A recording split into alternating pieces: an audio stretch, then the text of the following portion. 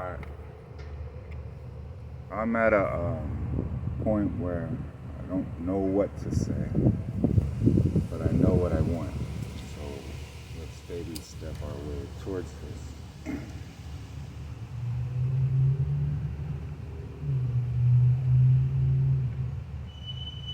Now, if your marriage was um, pretty much put asunder,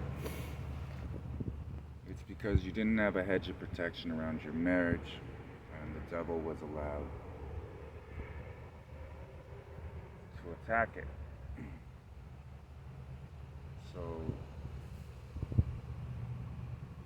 I'm gonna try and make this one as personable and easy to understand as possible. Continue using my situation, my marriage, as a kind of way to help others.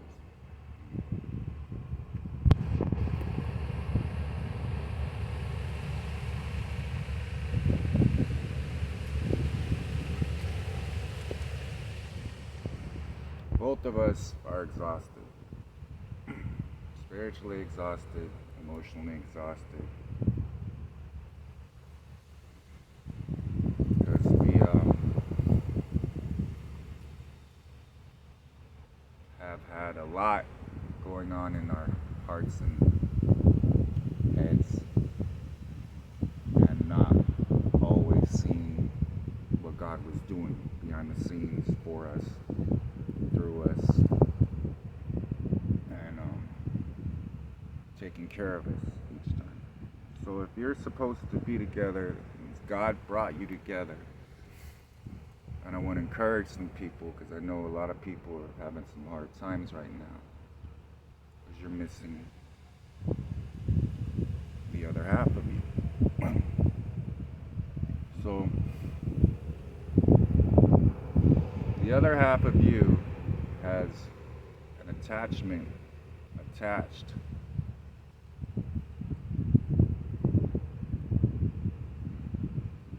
Picture a, what do you mean by that? Well, it's an attachment.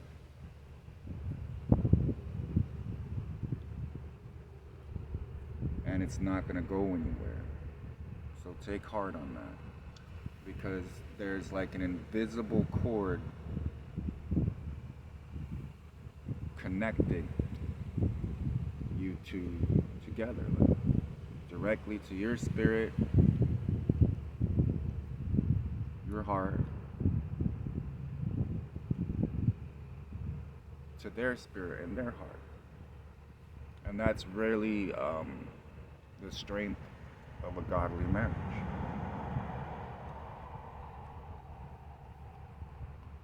So we're both kind of emotionally wounded too.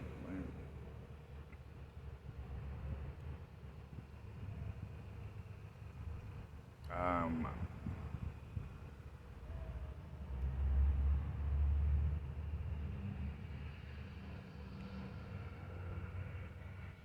I've been a lot of times, well, from the beginning,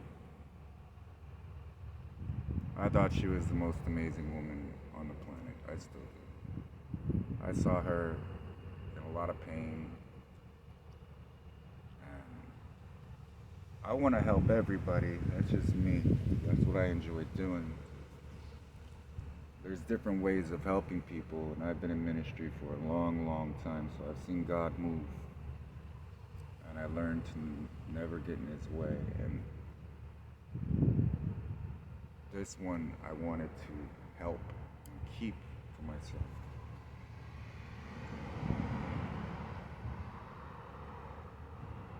So basically what happened was I was in this war for a long, long time, learned a whole bunch of things, and then was trying to unlearn them with her, because we were both pretty much alone for a long time. And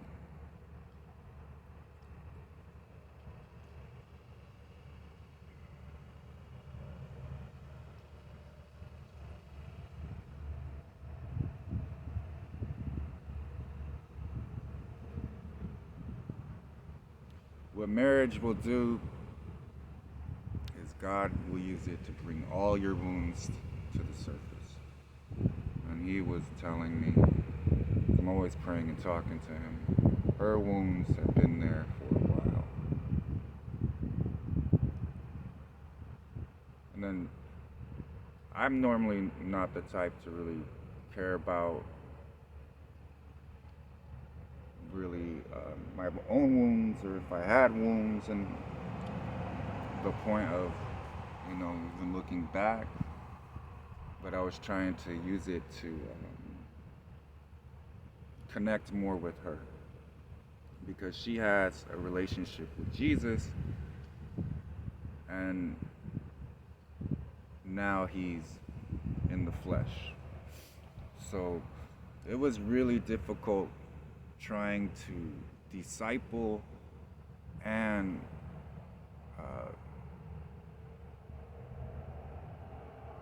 keep her happy so that I could enjoy her, and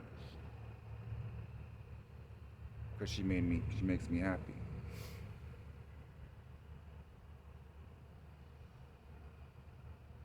But I can't ever disobey God, and a lot of times God would tell me to do something, and I would do it, and it would not make her happy.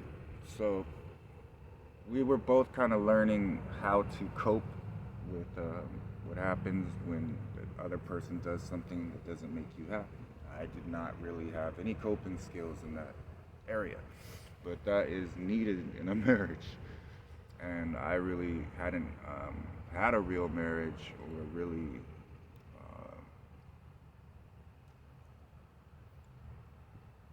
lived with anyone long term that I was so attached to and loved so much, and was trying to grow that.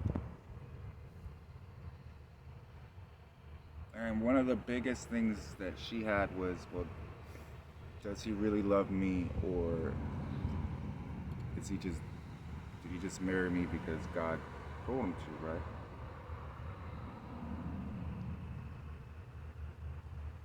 And it was really hard to convince her that yes, I did, because we met, married, Hebrew style, 100%. But we hadn't spent any time together, other than her watching videos and things like that. We had some correspondence. We were kind of like, okay. She told me that God told her she was my wife, and God told me she was my wife.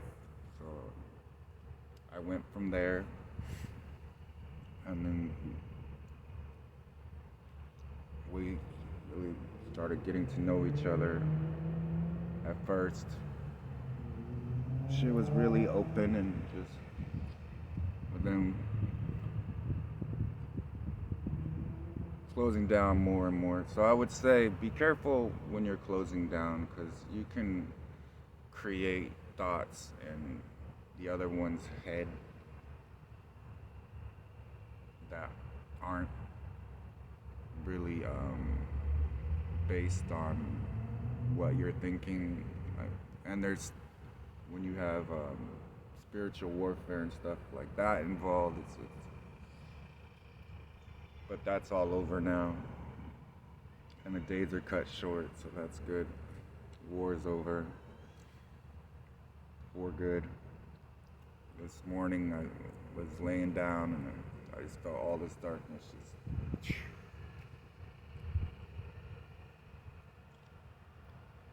It's like it just came off the entire earth. So.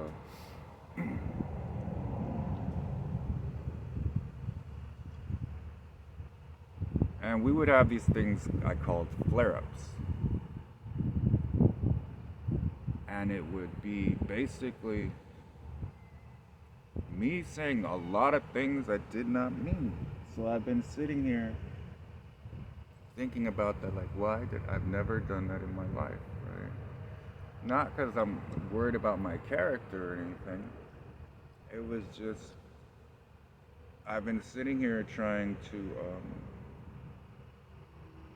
explain it to her because she's really emotionally wounded,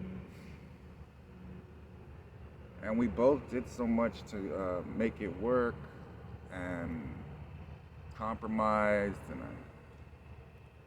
and God was telling me anybody can say I love you. What did she do? And he was like, well, when she shut down and things like that, you started wondering if she loved you.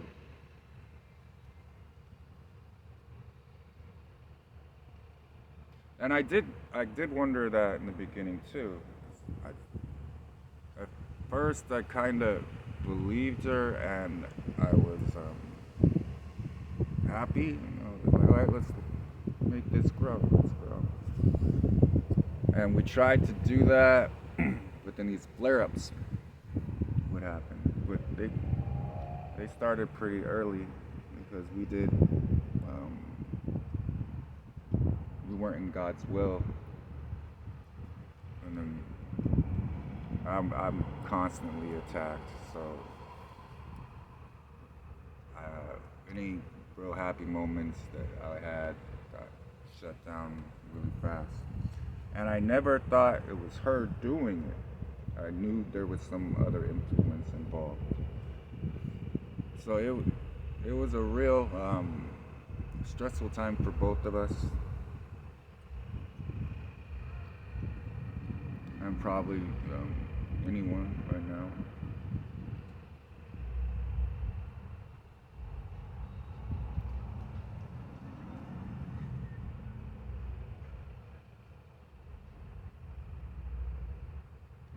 And I'm used to if I'm around somebody for a while, I'll start to mirror them, right?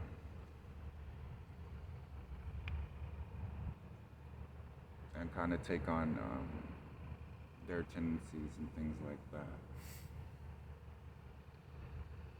So then that made sense because at first it didn't. Not much made sense to me.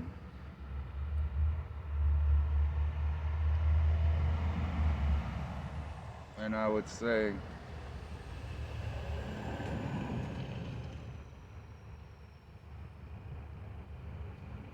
the fact that I don't know why I said things I don't mean is evidence that I didn't mean it.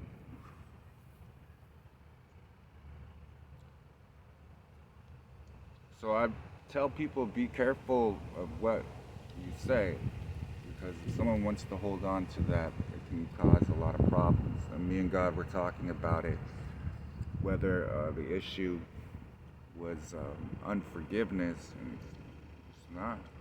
He said she's been wounded. And we had come into the situation basically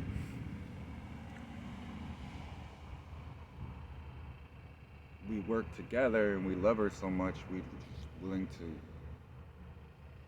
do anything it took to kind of wake her up. There were some things like she's part of the elect, so the elect were fooled. um, so I saw her primarily kind of going down that road, and I wanted to be the best husband possible.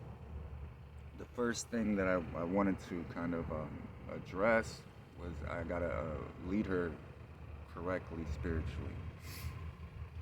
And she had been fooled before, and there were some things that she like firmly believed. The distrust, it kind of started early on when we met, and it just kind of grew. And we were kind of talking it out. And I believe that's from the lack of communication. I believe that one of her coping skills is just to kind of be on guard and not really say much, and she goes into her head. And I think a lot of people have that, but it became mostly because of my flare-ups. Like I would get frustrated and would start out pretty good, be having fun. And then I'd always tell people like because I like to have a few drinks and just play with God, and I loved involving her in it. I taught that like it was never good if someone was like texting someone else or things like that. So that, for me, how I saw it was a very dark time. It's getting a lot lighter, but there were houses that had a lot of darkness in it, and the flare-ups would go back and forth between the two of us. Like someone would start speaking through her,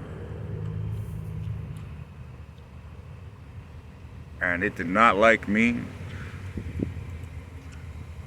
And then sometimes I would answer it back, and she thought I was talking to her. But there was so much going on. And it was like a daily thing.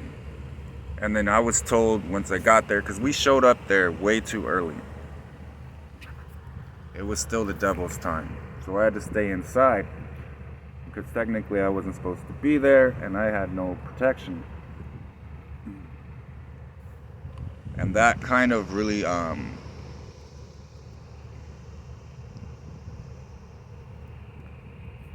brought us together physically as far as being in the same room, but because of the things that had happened before, it didn't mean we were closer. It just meant we were in the same room, and I always wanted to be closer to her.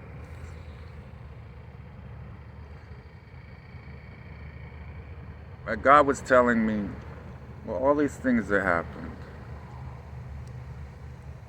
that proves you guys are in love.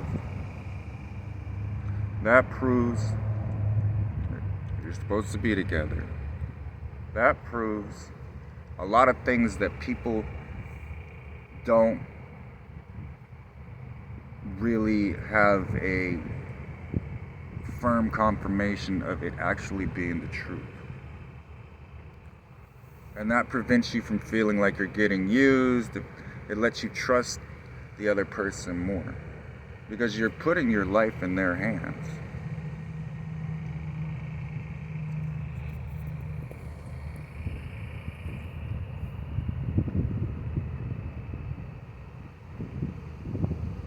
And he was saying, well, it's having you do certain things to create certain situations so I could show her how much you love her, how much we love her. And then he was saying,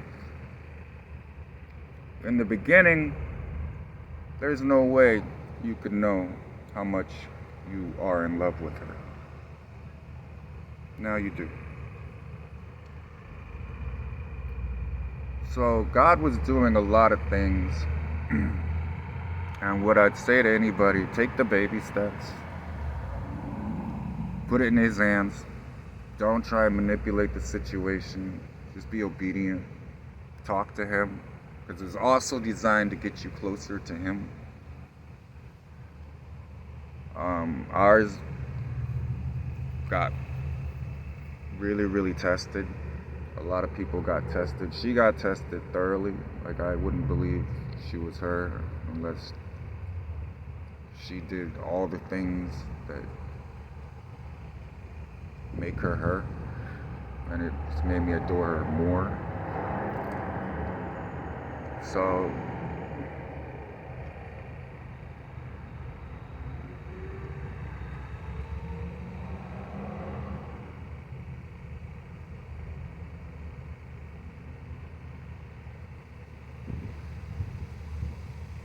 What I would tell anybody, forget the past. Don't try and hold on to the past. Don't try and, because one of the biggest things we were dealing with was she was like, well, it's going to happen again. And then we tried to do anything we could to not have those flare-ups happen. And we came up with strategies and plans. But only God can keep a marriage together. Only God can restore one. Only God can speak to the other person's heart. And that's what's really needed in any situation. But I don't separate for long.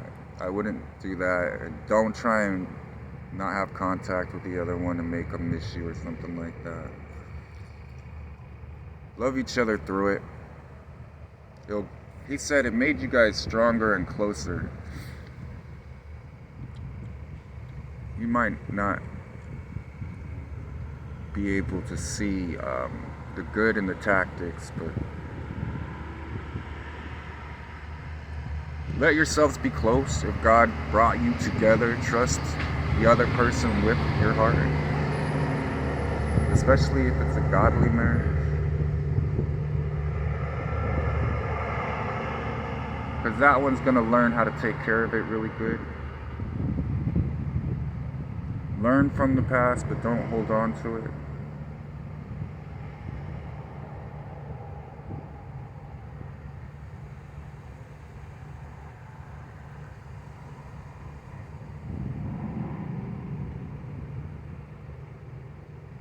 I want you guys to be happy, and your happiness is going to start when your other half is in your mind and in your heart. Everything is okay.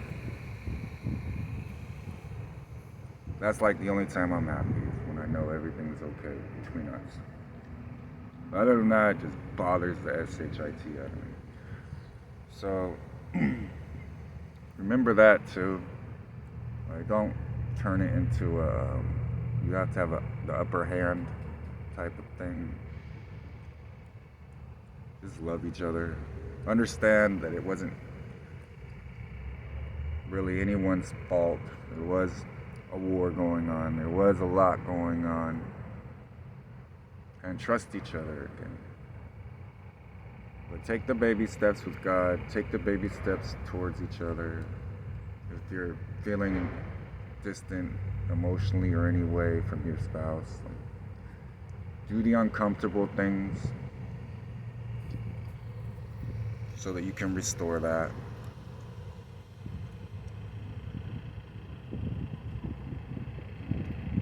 I love you.